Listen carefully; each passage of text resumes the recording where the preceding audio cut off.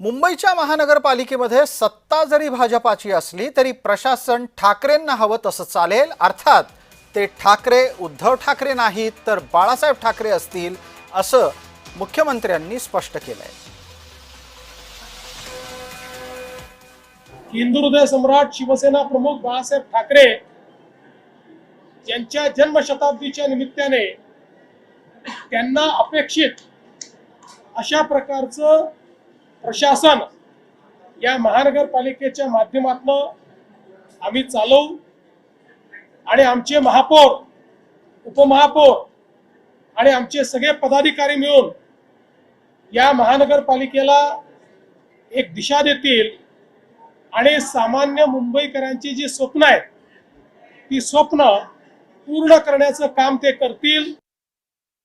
महायुतीच्या रितुताई तावडे या बिनविरोध आज निवडून आल्यात, मी त्यांचं अभिनंदन करतो।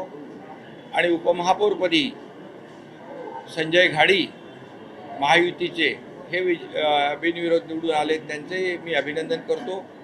दोघंही अतिशय कार्यक्षम आणि अनुभवी महापौर उपमहापौर महायुतीने मुंबई महापालिकेला, मुंबई शहराला दिलेले आहेत।